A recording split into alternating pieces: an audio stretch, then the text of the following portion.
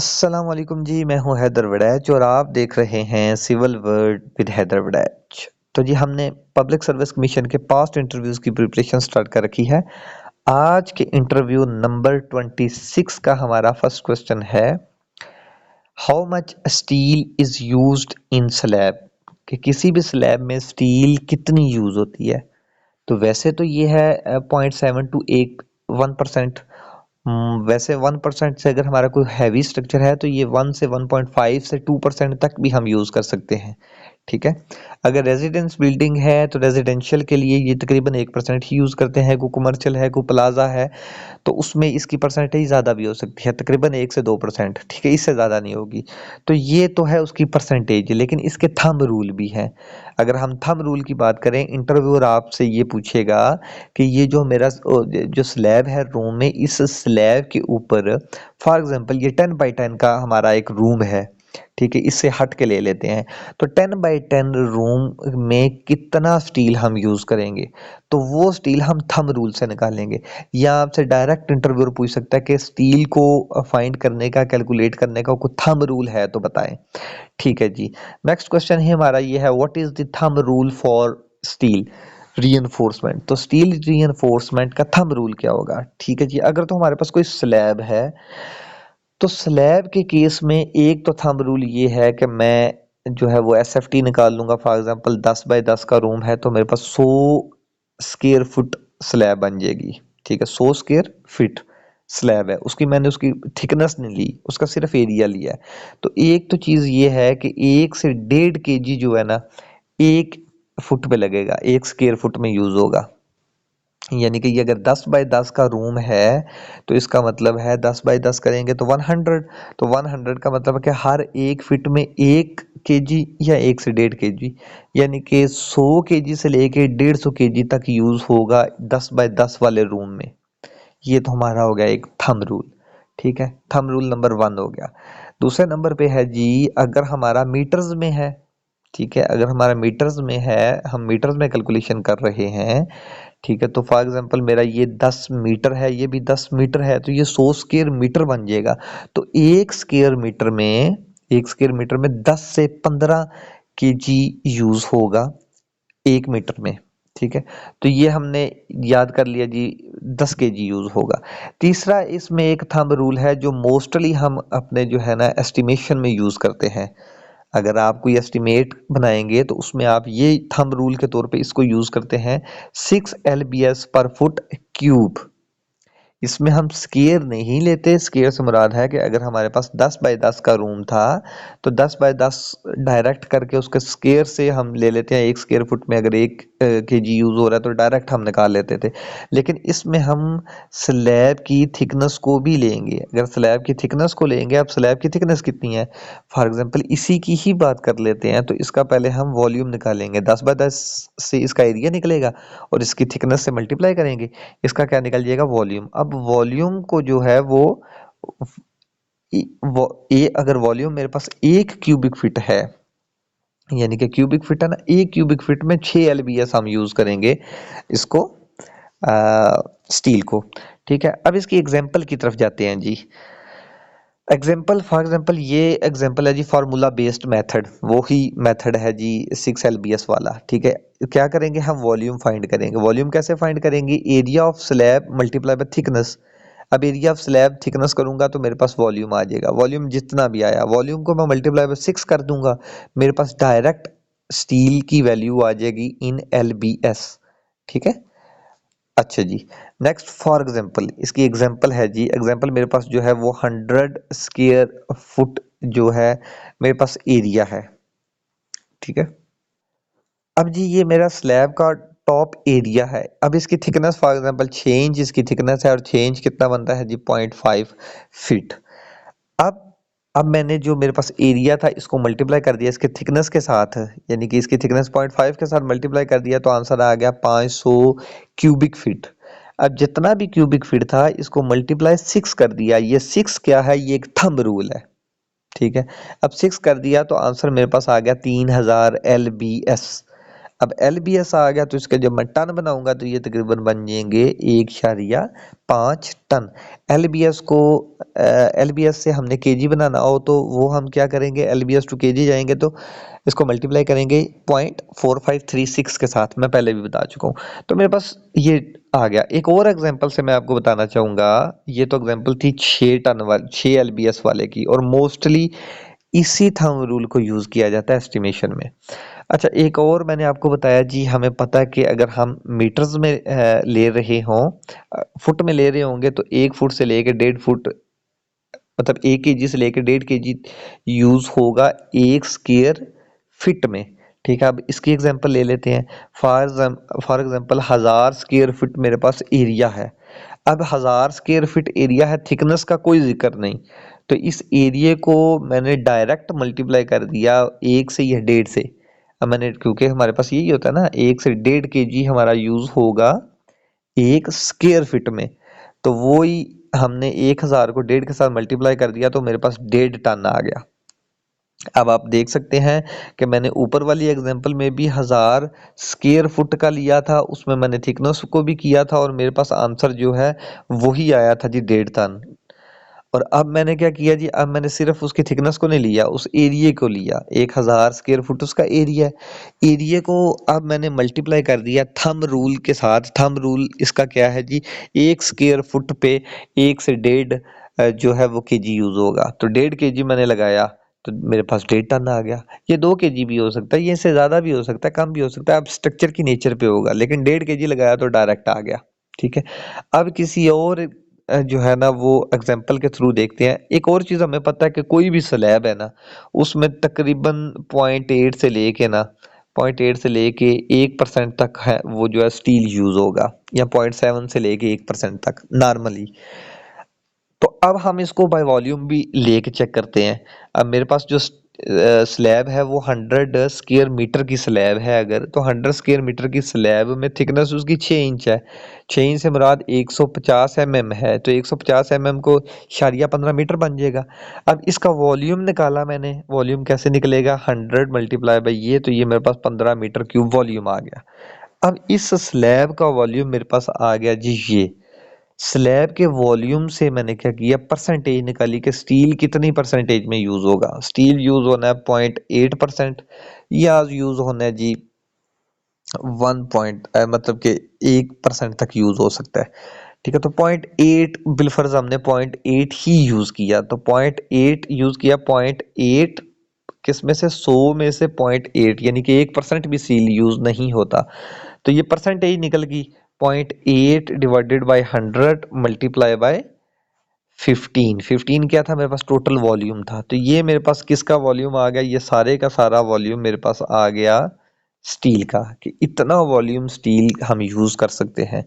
जो volume of steel आया उसको मैंने स्टील की डेंसिटी के साथ मल्टीप्लाई कर दिया 7850 के साथ, तो आंसर मेरे पास आ जाएगा जी ये 942 केजी। ठीक है, अब इसका एक ये तरीका है, लेकिन आपने सारे तरीके नहीं, मैं आपको समझाने के लिए बात कर रहा हूँ कि इंटरव्यूअर आपको किसी, मतलब आपको किसी भी तरफ कंफ्यूज कर सकता है। आप कहें जी सर स्क्वायर फुट में जो है वो 1 से 1.5 केजी लगता है, वो कहेगा स्क्वायर फुट क्यों जी, इसका जो थिकनेस है, थिकनेस को आपने निगलेक्ट कर दी है। फिर आप कह सकते हैं सर अगर थिकनेस वाइज जाएंगे, थिकनेस वाइज फिर इसका एक और थंब रूल है कि मतलब हमने स्क्वायर फुट को मल्टीप्लाई बाय थिकनेस किया, वॉल्यूम आ गया, वॉल्यूम को डायरेक्ट हम 6 के साथ मल्टीप्लाई कर देंगे, वो हमारा एलबीएस में आंसर आ जाएगा। तो थंब रूल भी जो है ना, अगर फुट में है तो थंब रूल और लगा सकते हैं, मीटर्स में वैल्यू ले रहे हैं तो थंब रूल और लगा देंगे। तो जी एक और हम एग्जांपल ले लेते हैं जी, अगर डायरेक्ट मीटर्स में हमारे पास कोई वैल्यूज हैं, ठीक है, वही हम चेक कर लेते हैं जी। हमने 100 मीटर का निकाला, हमने ये नेक्स्ट जो लास्ट हमने ये निकाला जी 100 मीटर स्क्वायर का। ठीक है, इसमें हमने उसका वॉल्यूम लिया, वॉल्यूम के बाद हमने उसकी डेंसिटी के साथ मल्टीप्लाई किया, और इसी को हम थंब रूल से चेक करते हैं। थंब रूल में जो है वो 100 मीटर स्क्वायर हमारे पास क्या है, जो उसका एरिया, तो 1 मीटर स्क्वायर में कितना स्टील यूज होता है जी, 10 से 15। ठीक है, ये 10 से 15 तकरीबन यूज होता है, ये मैं पहले भी आपको बता चुका हूँ। ठीक है, 10 से 15 स्टी केजी यूज होगा 1 मीटर स्क्वायर में, जबकि 1 फुट स्क्वायर की बात करें तो वो यूज होगा 1 से 1.5 केजी। अच्छा जी, इसको मल्टीप्लाई किया जी 100 को मल्टीप्लाई किया 10 के साथ, ये मेरे पास डायरेक्ट 100 केजी आ गया, 1 टन आ गया। तो ऊपर वाला भी तकरीबन 1 टन ही था, इशारिया 98। तो ये हैं जी इसके तरीके कि हम उसको जो है ना किस तरह सेटिस्फाई कर सकते हैं इंटरव्यूअर को। नेक्स्ट जी इंटरव्यूअर कहता है ये तो आपने बड़ा डिस्कस कर लिया जी स्लैब को, तो अगर हम यही फार्मूला अगर निकालना चाहें कॉलम में, तो कॉलम का क्या करेंगे जी? कॉलम की हम अगर स्टील निकालना है कॉलम का, तो उसका स्टील कितना होगा? सर कॉलम में स्टील जो है वो 0.8 से 6% तक होता है। कम से कम जो है वो 0.8 होना चाहिए और मैक्सिमम 6% होना चाहिए। 6% से ज़्यादा भी नहीं होना चाहिए और 0.8% से कम भी नहीं होना चाहिए। अच्छा ये बड़ा इशू होता है।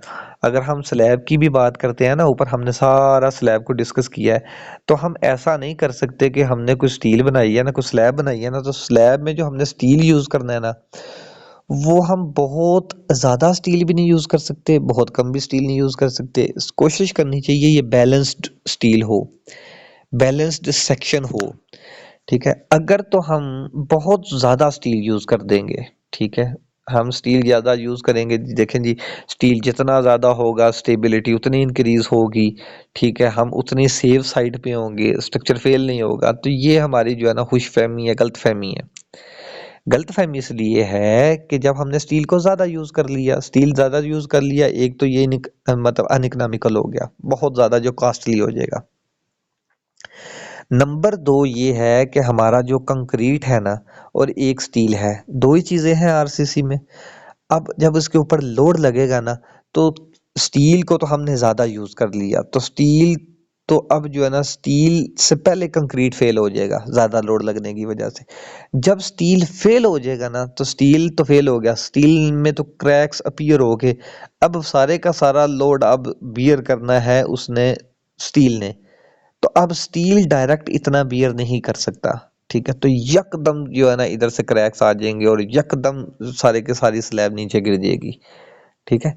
दूसरे सेंस में अगर हमने ये स्टील प्रोवाइड की, ये स्टील हमने थोड़ी प्रोवाइड की, यानी कि अंडर रीइंफोर्समेंट है। अंडर रीइंफोर्समेंट में क्या होगा कि ऊपर से मैक्सिमम लोड लगा, ज्यादा लोड लगा, ज्यादा लोड लगने की वजह से पहले क्या फेल हुआ? स्टील फेल हुआ। अब पहले स्टील फेल हो गया ना, कंक्रीट फेल नहीं हुआ। अब जब स्टील फेल हो गया तो स्टील यकदम गिरेगा नहीं।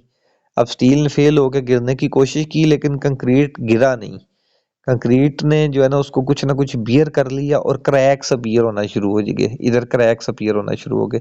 इट्स मीन अगर अंडर रीइंफोर्समेंट होगा तो क्रैक्स अपीयर होंगे और आपको कोई साइन मिल जाएगा, आप जो है उस स्ट्रक्चर की रेट्रोफिटिंग कर सकते हैं या एटलीस्ट उधर से मूव कर सकते हैं। अगर ओवर रीइंफोर्समेंट होगा तो वो स्ट्रक्चर बिल्कुल जो है ना वो ब्रिटल हो जाएगा और यकदम जो है फेल हो जाएगा, आपको साइन प्रोवाइड नहीं करेगा। और इससे भी ज़्यादा बेहतर होगा जी, हम वैसे अंडर रीइंफोर्समेंट को प्रेफर करते हैं ओवर रीइंफोर्समेंट से, लेकिन इससे भी बेहतर होगा कि अगर हम मतलब बैलेंस्ड हमारा अगर कोई सेक्शन हो जिसमें स्टील और कंक्रीट दोनों एक साथ फेल हों, तो वो हमारा जो है ना बैलेंस्ड, वो मोर इकोनॉमिकल सेक्शन होता है।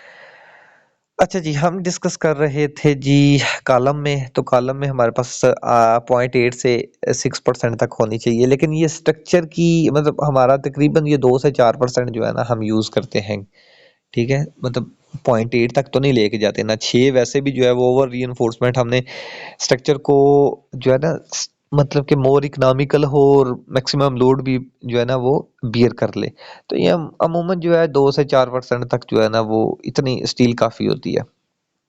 अच्छा जी, अब एक और क्वेश्चन आता है, नेक्स्ट क्वेश्चन इंटरव्यूअर ने कहा 6% ठीक है, 6% आप यूज़ कर सकते हैं, लेकिन बाज़ दफ़ा होता क्या है कि आपने ये कॉलम प्रोवाइड किया, ये कॉलम है, इस कॉलम में आपने स्टील प्रोवाइड किया, अब स्टील में इधर जो है ना इस जगह पे मतलब ओवरलैप आ गया, इस जगह पे ओवरलैप आ गया।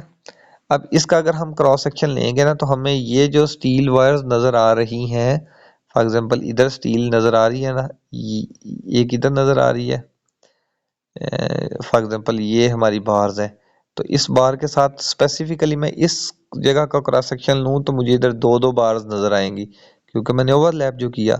तो अब इस पूरे में से अगर मैं इसकी परसेंटेज निकालूँ ना, तो वो 6% से ज़्यादा भी आ सकती है। तो इंटरव्यूअर आपसे पूछ सकता है जहाँ पे हमने ओवरलैप लगाया, ओवरलैप का जो हमने क्रॉस सेक्शन लिया तो उस क्रॉस सेक्शन पे अगर उसकी मैं परसेंटेज निकालूं तो वो तो मैक्सिमम हो जाएगी। अगर तो चलो मैं ऊपर वाले की क्रॉस सेक्शन लेता हूँ तो इसमें तो चले 4 बार्स ही होंगे, तो इसमें तो चले मान लेते हैं 6% है। तो इसमें जो है जिस जगह पे हमने किया उसमें तो 6% से ज़्यादा हो जाएगा। तो इसका मतलब है कि स्टील तो 6% से ज़्यादा हो गया। उसके लिए हम ये करते हैं कि स्टील को 4-6% भी ना रखें। मोस्टली जहाँ पे ओवरलैप आने की ज़रूरत पड़ रही है ना उसमें हम ये 4% वाला केस ही यूज़ करें। ठीक है, मतलब कि 4% से ज़्यादा हम इसमें स्टील यूज़ ही ना करें। बाकी ओवरलैप से इतना ज़्यादा वैसे फ़र्क पड़ता नहीं है। अगर हमने 6% वाला ही यूज़ कर रहे हैं ना तो उस जगह पे जो है ना मतलब उस जगह पे अगर 6% हम रखेंगे और ऊपर वाली जगह पे तकरीबन 5 साढ़े 5 इतना रख लेंगे तो अमूमन देखा जाता है कि जहाँ पे ओवरलैप आना होना वैसे 4% ही रखा जाता है। ठीक है, तो आप डायरेक्ट ये कह सकते हैं कि सर जहाँ पे ओवरलैप आना है वहाँ पे हम जो है 4% यानी कि 0.8 मिनिमम होगा, मैक्सिमम हम 4 पॉइंट रख लेते हैं। किसका 4 पॉइंट हम रखते हैं? क्रॉस सेक्शन का 4 पॉइंट होगा यानी कि 4% होगा। और जब क्रॉस सेक्शन का 4% होगा तो जहाँ पे ओवरलैप आया है उस जगह पे जो है तकरीबन 4.5 हो जाएगा या 5 हो जाएगा। ठीक है, उस स्पेसिफिक पॉइंट पे, लेकिन बाकी सारे स्ट्रक्चर में 4% ही होगा। अच्छा जी, नेक्स्ट जी इंटरव्यूअर ने कहा वेरी गुड जी, आपने बड़े अच्छे आंसर किए हैं। मुझे ये बताएं कि हम आरसीसी में स्टील को ही क्यों यूज़ करते हैं? स्टील के अलावा क्या हम कोई मटेरियल और नहीं यूज़ कर सकते? तो उसका आंसर स्टील को ही क्यों यूज़ करते हैं? देखिए, एक तो कंक्रीट जो है ना वो उसमें जो है वो उसमें कंप्रेसिव स्ट्रेंथ तो उसकी हाई होती है। ठीक है, तो लेकिन टेंसाइल स्ट्रेंथ तकरीबन कंप्रेशन के 10% होती है, मतलब बहुत थोड़ी होती है। अब ये टेंसाइल स्ट्रेंथ को इंक्रीज करने के लिए, ठीक है, इसको कंपनसेट करने के लिए हम जो है वो आरसीसी यूज़ करते हैं। ठीक है, मतलब आरसीसी के तौर पे स्टील को यूज़ कर लेते हैं। तो ये तो हमारा हो गया उसका एक पर्पज़। इसके अलावा जो है ना वो जो हमारी कंक्रीट होती है ना, कंक्रीट में जो हम स्टील यूज़ करते हैं, अब कंक्रीट का भी टेम्परेचर की वजह से ऊपर टेम्परेचर लग रहा है, टेम्परेचर की वजह से कंक्रीट और स्टील दोनों का जो थर्मल एक्सपेंशन कोएफिशिएंट होता है ना वो दोनों का तकरीबन सेम होता है। और ये क्वेश्चन भी जो है ना वो एमसीक्यूज पेपर में आता होता है कि अब जो स्टील का जो है थर्मल कोएफिशिएंट वो कंक्रीट के थर्मल कोएफिशिएंट से ज़्यादा है, कम है, नियरली सेम है। तो ये नियरली सेम होता है। अब नियरली सेम होने की वजह से एक तो हम स्टील इसलिए यूज़ करते हैं कि कोएफिशिएंट सेम होगा, उसमें से अगर कोई एक्सपेंशन होनी है कंक्रीट या स्टील में वो दोनों सेम होगी। अगर दोनों में डिफरेंस हो तो वो बड़ा मसला बनेगा, मतलब कि वो बॉन्ड भी उनका जो है ना वो डिस्टर्ब होगा। अब स्टील बॉन्ड जो है ये भी अच्छा बनता है वेल विद कंक्रीट। स्टील का जो बॉन्ड है वो कंक्रीट के साथ ज़बरदस्त बनता है। स्टील फिर डक्टाइल मटेरियल है, मतलब ऐसे जो है ना डक्टाइल, मतलब उसमें जो है थोड़ी सी लचक भी आ जाती है। फेल होने से पहले पहले डक्टिलिटी की वजह से वो हमें साइन भी दे देता है, इसलिए हम इसको ज़्यादा प्रेफर करते हैं। ठीक है, हाँ, लेकिन हम अदर मटेरियल को यूज़ कर सकते हैं, लेकिन उसको किसी और सेंस में हम यूज़ करेंगे। For example FRP, fibre reinforced polymer हम यूज़ कर सकते हैं। ठीक है, बसाल्ट रबर्स यूज़ कर सकते हैं, कार्बन फाइबर्स यूज़ कर सकते हैं। अच्छा, ये फाइबर रीइंफोर्समेंट है, एक हमारी होती है फाइबर रीइंफोर्स्ड कंक्रीट। अब फाइबर रीइंफोर्स्ड कंक्रीट में क्या होता है? ये भी कंक्रीट ही होती है, इस कंक्रीट में फाइबर्स यूज़ कर लिए जाते हैं। अब फाइबर्स के तौर पे चले, नेक्स्ट क्वेश्चन ही हमारा ये है, what is the fibre reinforcement? तो फाइबर रीइंफोर्समेंट ऐसी रीइंफोर्स्ड होती है या ऐसी कंक्रीट होती है जिसमें हम फाइबर्स को यूज़ करते हैं। ठीक है, किस लिए हम फाइबर्स को यूज़ करते हैं? इम्प्रूव टेंसाइल स्ट्रेंथ, ड्यूरेबिलिटी, या फिर क्रैक्स रेजिस्टेंस के तौर पे हम फाइबर्स को यूज़। फाइबर मतलब छोटे छोटे टुकड़े, ये छोटे छोटे टुकड़े आप ले लें। अब ये छोटे छोटे टुकड़े यानी कि पूरी स्टील वायर की बजाय ना हम छोटे छोटे टुकड़े यूज़ कर लेते हैं पूरी कंक्रीट में। ठीक है, अब फॉर एग्जांपल हम भाषा डैम की बात करें तो भाषा डैम हमारा आरसीसी डैम है, RCC roller compacted concrete dam, RCC dam नहीं। और उस कंक्रीट में ये फाइबर्स यूज हुए हैं, स्टील फाइबर्स। ठीक है, मतलब आप यूं समझ लें कि पिन कह लें, हमारी एक जैसे स्टील पिन है, छोटी छोटी पिन या 1 इंच या 2 इंच छोटा छोटा साइज होता है, ये पूरी कंक्रीट में ऐसे ही शामिल कर दिए जाते हैं। इसकी वजह से क्या होता है, इसकी वजह से यही टेंसाइल स्ट्रेंथ इंक्रीज होती है, फिर जी ये ड्यूरेबिलिटी होती है, क्रैक्स में रेजिस्टेंस होती है। ठीक है, तो ये फाइबर, अब फाइबर के तौर पे स्टील में भी स्टील फाइबर भी यूज़ कर सकते हैं, फाइबर के तौर पे ग्लास भी यूज़ कर सकते हैं। अगर स्टील यूज़ करेंगे तो स्टील फाइबर रिइंफोर्स्ड कंक्रीट होगा, अगर ग्लास यूज़ करेंगे तो ग्लास फाइबर रिइंफोर्स्ड कंक्रीट होगा। इसी तरह पॉली प्रोपलीन फाइबर्स है, कार्बन फाइबर्स हैं या बसाल्ट फाइबर्स हैं, तो ये कोई भी फाइबर हम यूज़ कर सकते हैं। ठीक है, नेक्स्ट क्वेश्चन है जी, what is main bar and distribution bar, ये क्या है? ये मेरा ख्याल है ये हम इसको डिस्कस कर चुके हैं। मेन बार जो शटर स्पेन पे होता है वो मेन बार होता है, और ये क्या करते हैं, carry the main load and resist bending. मैंने आपको बताया कि शॉर्ट स्पेन पे होता है, तो शॉर्ट स्पेन पे नीचे वाली साइड पे है ना, तो शॉर्ट स्पेन पे इसको लोड को कैरी करते हैं और इसको जो है वो बेंडिंग से जो है बचाते हैं, कोशिश करते हैं, रेजिस्ट करते हैं। ठीक है, जबकि ऊपर वाली जो बार्स होती हैं डिस्ट्रीब्यूशन बार, ये क्या करते हैं, डिस्ट्रीब्यूशन करती हैं, डिस्ट्रीब्यूट करती हैं लोड को, इसलिए इसको डिस्ट्रीब्यूशन बार बोलते हैं। नेक्स्ट हमारे पास क्वेश्चन है जी, what what are bent up bars, ये बेंट अप बार क्या होती है?